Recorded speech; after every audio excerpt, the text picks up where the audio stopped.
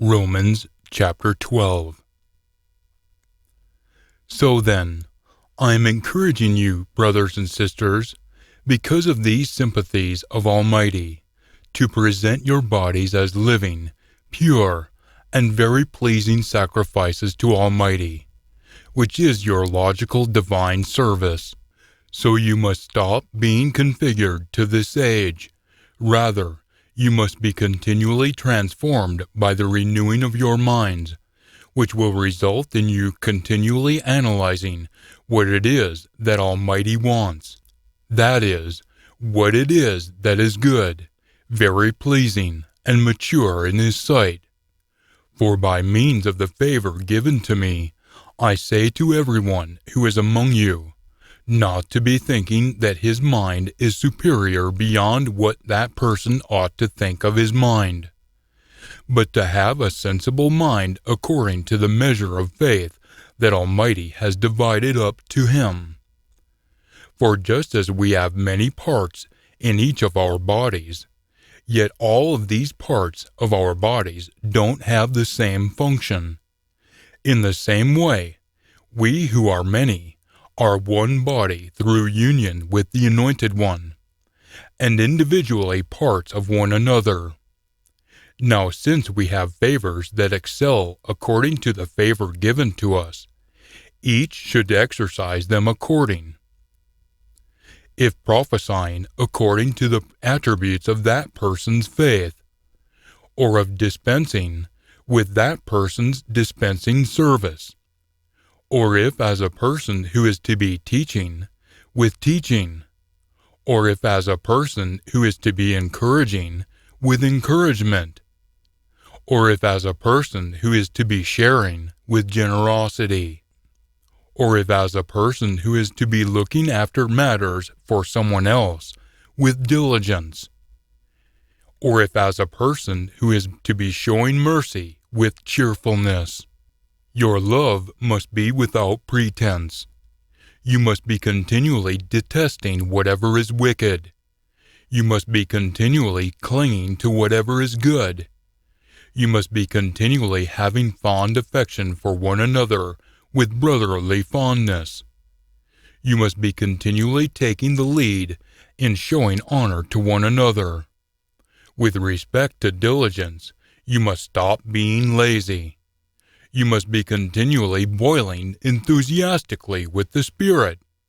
You must be continually slaving for the Master. You must be continually rejoicing in hope.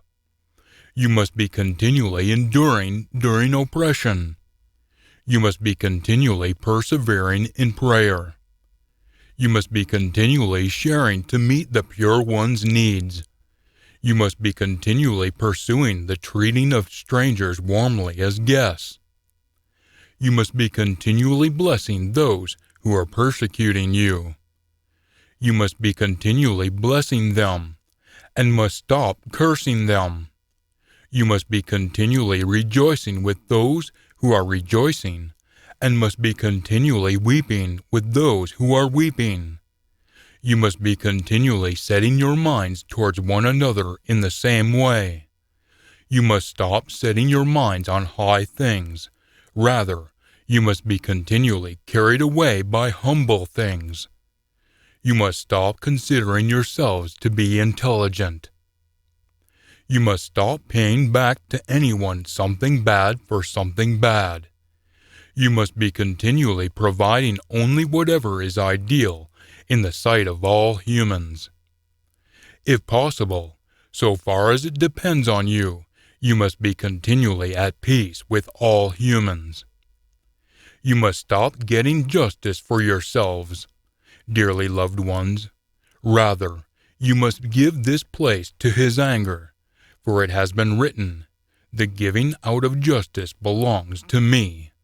I will repay," says the Master. Deuteronomy 32, verse 35.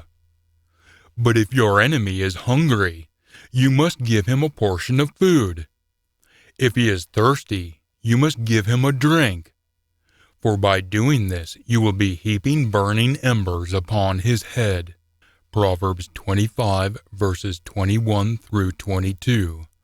and Isaiah 6 verses 6 through 7. You must stop being conquered by whatever is bad. Rather, you must be continually conquering bad with good. Romans chapter 13. Every sentient being must continually be subservient to the authorities that are over them. For there is no authority except by Almighty, and those that exist have been arranged by Almighty. Therefore, whoever is resisting an authority has stood up against what Almighty is advocating. Now those who have stood up against it will bring judgment upon themselves. For the chiefs aren't a cause of fear to the worker doing whatever is good, but to the one doing whatever is bad. Now, do you want to have no reason to be afraid of the person in authority? Do whatever is good, and you will have his praise, for he is Almighty's servant for your good. Yet if you are doing something bad, you must be afraid, since he isn't wearing the sword for just an image. For he is Almighty's servant, one who gives out justice because of his anger upon the person who is practicing something bad. For this reason, it is necessary to be subservient, not only because of this anger, but also because of your conscience. For because of this, you are also settling your taxes, since they are Almighty's attendants who are persevering for this very purpose. You must pay all of them whatever is owed, tax to whom tax is owed, tribute or tax to whom tribute or tax is owed, respect to whom respect is owed, and honor to whom honor is owed. You must stop owing anything to anyone, except to be loving one another. For whoever is continually loving the other person has fulfilled the law. For these directions, you must not have extramarital sexual intercourse. You must not murder. You must not steal. You must not desire. Exodus 20 verses 13 through 17. And any others are summed up in this saying: you must be continually loving your neighbor as yourself. Leviticus 19 verse 18. Love never does a bad work to a neighbor. So then, what fulfills the law is love. Do this too, since you must be aware of the time period, that it is already the hour for you to wake up from your sleep. For our salvation from destruction is now nearer than when we first believed. The night has progressed, and the day of the last age is already drawing near. So then, let's take off the works of the dark and put on the weapons of the light. Let's walk respectably as in the day, and not in wild partying and drunkenness, not in sexual bed-hopping and carousing in the dark, not in conflict and jealousy. Rather, you must put on, like clothing, the Master Jesus, the Anointed One, and must stop providing for the desires of your flesh. Romans chapter 14. Now you must be continually accepting the person who is weak in his faith, but not for the purpose of discriminating against his reasonings. On the one hand, there is the person who believes that he may eat anything. Yet on the other hand, there is the person who is weak in his faith and eats only vegetables. The person who is eating meat must stop treating the person who isn't eating meat with contempt. Yet the person who isn't eating meat must stop judging the person who is eating meat, for Almighty has accepted him. As for you, who are you to judge the house slave of another? To his own master he stands justified, or falls unjustified. Now he will be made to stand justified, for the master is able to make him stand, justified. On the other hand, there is the person who decides that one day is above another. Yet, on the other hand, there is the person who decides that every day is the same. Each one must be fully assured in his own mind. The person who has set his mind on regarding a day has set his mind on it with regard for the master. And the person who is eating meat is eating meat with regard for the master, since he is giving thanks to Almighty. And the person who isn't eating meat with regard for the master, and is giving thanks to Almighty. For none of us lives with regard only for himself, and none of us dies with regard only for himself.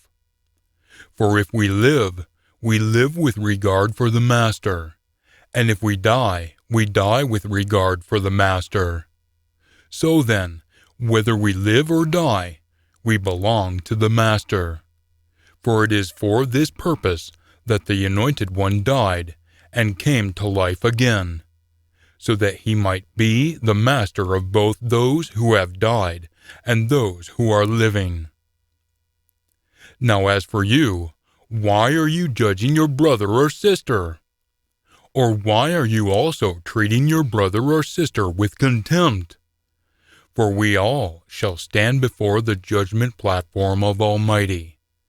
For it has been written, "As I live, says the Master, every knee shall kneel to me, and every tongue shall acclaim Almighty." Isaiah 45, verse 23. So therefore, each one of us shall give an account concerning himself to Almighty. So then, by no means should we judge one another any longer, but rather you must decide on this, not to place an obstacle that can cause one to stumble or trip in a brother's or sister's way. I am aware and have been persuaded by the Master Jesus that nothing is contaminating in itself, except to the person who is regarding anything to be contaminating. To that person it is contaminating. For if because of your food your brother or sister is being made sorrowful, you are no longer walking according to love. You must stop destroying with your food a person for whom the Anointed One died. So then, you must stop letting your good things be slandered, for Almighty's kingdom isn't eating and drinking, but it is doing whatever is right and just, being peaceful, and being joyful under the guidance of the pure Spirit. For whoever in this way is continually slaving for the Anointed One is very pleasing to Almighty and approved by humans. So therefore, we should be continually pursuing whatever makes for peace, and whatever is for the building up of one another. You must stop demolishing the work of Almighty on account of food. The fact is that everything is clean, but it is bad for the human who by eating causes someone to stumble. It is ideal not to eat meat, drink wine, or do anything that causes your brother or sister to stumble. The faith that you have, you must be continually having it for yourself in Almighty's sight. Whoever isn't condemning himself for what he is approving is happy. Yet whoever is doubting is condemned, if he eats it, because he isn't doing it based on faith. Now whatever isn't done based on faith is wrong. Romans chapter 15. Now we who are able ought to be continually carrying the weaknesses of those who are unable to do otherwise, and not to be just pleasing ourselves. Each one of us must be continually pleasing his neighbor for this person's good, so that it leads to the building up of him. For even the Anointed One didn't please himself, But just as it has been written, the reproaches of those who were reproaching you have fallen on me. Musical Composition 69, verse 9. For whatever was previously written was written to teach us, so that through the endurance and the encouragement of the writings we might have hope. Now may the Almighty who gives endurance and encouragement grant you to be continually setting your minds with one another in the same way and in accordance with the Anointed One Jesus, so that with one mind and one mouth you might be continually esteeming the Almighty and Father of our Master Jesus the Anointed One. For this reason you must be continually accepting one another, just as the Anointed One also accepted us, for the esteem of Almighty. For I say that the Anointed One has become the servant to the circumcised people, the Jews, on behalf of Almighty's truth, in order to confirm the promises made to their forefathers, and that the pagans might esteem Almighty for his mercy, just as it has been written, For this reason I will acclaim you among the pagans, and I will make a melody to your name. Musical Composition 18, verse 49. Then again it says, You must be glad, you pagans, along with his people. Deuteronomy 32, verse 43. Then again it says, You must be continually praising the Master, all you pagans, and all the people must praise him. Musical Composition 117, verse 1. Then again Isaiah says, There will be a root, or sprout, from Jesse, David's father, even the one who is going to rise up to be chief of the pagans. On him the pagans will put their hope. Isaiah 11, verse 10. Now may the Almighty of hope fill you with every joy and peace in believing, so that you might be continually having an abundance of hope, and by the power of the pure Spirit. Now I myself also have been persuaded about you, my brothers and sisters, that you yourselves are also bulging with goodness, as you have been filled with every kind of knowledge found in the Word, so that you might also be continually able to be admonishing one another.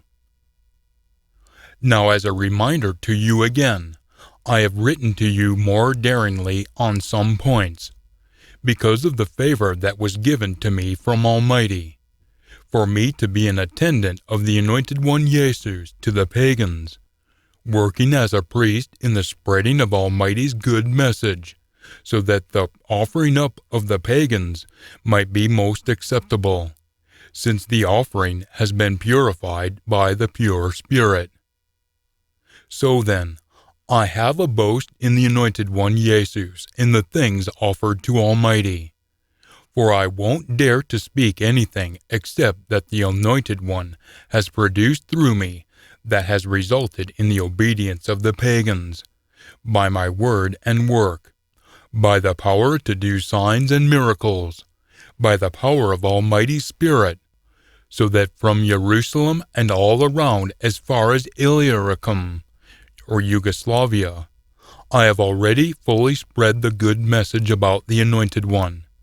Now in this way I have been ambitious to be continually spreading the good message, not where the Anointed One's name had already been mentioned, so that I might not be building upon another's foundation, but just as it has been written, those who hadn't had the message delivered among them about him will see, and those who haven't already heard will understand. Isaiah 52, verse 15. For this reason I have been so often restricted from coming to you. Yet now that I, by no means still, have a place in these regions, and since for many years I have had a desire to come to you, whenever I go to Spain, I am hoping to gaze upon you, as I am going through, and to be helped on my way there by you. after I have first enjoyed being with you for a while. Yet now I'm going to Jerusalem to dispense some money to the pure ones. For Macedonia or North Greece and Achaia, South Greece, were delighted to share something with the poor among the pure ones in Jerusalem. Yes, they were delighted, and they are indebted to them. For since the pagans have shared in their spiritual things, they ought to attend to them also in the things of the flesh. So then, after I have performed this, and have gotten this fruit with my seal, securely to them, I will go ahead to Spain through you. Now I am aware that when I come to you, I will come with the fullness of the Anointed One's blessing. Now I am encouraging you, brothers and sisters, by our Master Jesus, the Anointed One, and by the Spirit's love, to struggle together with me in your prayers to Almighty for me, so that I might be rescued from those who are unpersuaded in Judea, and so that my dispensing of the money to Jerusalem might be most acceptable to the pure ones, so that I might come to you in joy, because it is what Almighty wants, and find rest together with you. Now may the Almighty of peace be with all of you. Let it be true. Romans chapter 16. Now I commend to you Phoebe, our sister, who is also a servant from the group of called ones in Centria, a city of Achaia, southern Greece, so that you might welcome her as a person who is in union with the Master, in a manner that is worthy of the pure ones, and so that you might stand by her in whatever matter she might have need of you. For she herself has also been one to look after matters for many, including me. Hug for me Priscilla and her husband Aquila, my co-workers in the Anointed One Jesus, who stuck out their own necks on behalf of my sentient being, to whom not only do I give thanks, but so do all the groups of called ones among the pagans, and the group of called ones who meet in their house, for love feasts. Note, love feasts are group suppers that include the Master's Supper, teaching, singing, and praying. Hug for me Epanetus, my dearly loved one, who was the first fruit from the province of Asia, West Turkey, for the Anointed One. Hug for me Mary, who has labored very hard among you. Hug for me Andronicus and his wife Eunia, my relatives and my fellow captives, who are persons of significance among those who are dispatched envoys, who also came to be in union with the Anointed One before me. Hug for me Ampliatus, my dearly loved one in the Master. Hug for me Urbanus, our co-worker for the Anointed One, and Stachys, my dearly loved one. Hug for me Apelles, who has been approved by the Anointed One. Hug for me those of the household of Aristobulus. Hug for me Herodion, my relative. Hug for me those of the household of Narcissus, who are in union with the Master. Hug for me Tryphena and Tryphosa, 2 women, who are continually laboring in their service to the Master. Hug for me Persis, a woman, the dearly loved one, who has labored very hard in her service to the Master. Hug for me Rufus, a chosen one in union with the Master, and his mother and mine. Hug for me Asyncritus, Phlegon, Mercury, Patrobas, Herman, and the brothers and sisters with them. Hug for me Philagos, and his wife Julia, Nereus, and his sister, and Olympus, and all the pure ones with them. Hug one another for me with a pure kiss. Wanting to hug you are all the Anointed One's groups of called ones. Now I am encouraging you, brothers and sisters, to be continually keeping a careful eye out for those who are causing dissensions and obstacles that can cause one to trip by going beyond the teachings that you have learned. You must be continually avoiding such people, for such people aren't slaving for our Master, the Anointed One, but are for their own bellies, and by their compliments and flattering speech they are continually and totally enticing the hearts of the innocent. For the news of your obedience has reached out to everyone. Therefore I am rejoicing over you. Yet I want you to be, on the one hand, continually wise in whatever is good, yet on the other hand, continually unsophisticated in whatever is bad. Now the Almighty of Peace will, within a short time, crush Satan, the adversary, under your feet. May the favor from our Master Jesus be with you. Wanting to hug you is Timothy, my co-worker, and also Lucius, Jason, and Sosipater, my relatives. I, Tertullus, the writer of this letter, am wanting to hug you people who are in union with the Master. Wanting to hug you is Gaius, who is my host, and the host of the whole group of called ones. Wanting to hug you is Erastus, the management slave of the city, over lands and streets, and also Quartus, the brother of Tertius. No verse 24. Now may the one who is able to solidly establish you in accordance with the good message that I bring, even the proclamation about the Anointed One Jesus, in accordance with the revelation of the secret that has been kept silent during the times of the past ages, the first age, and earlier in this present age, yet now has been made apparent in accordance with the requirement of the Almighty of the ages, and through the writings of the prophets, and has been made known to all the pagans to result in obedience by faith. May Almighty, who alone is wise, be esteemed for the remaining ages, the present age and the last age, through the Anointed One Jesus. Let it be true.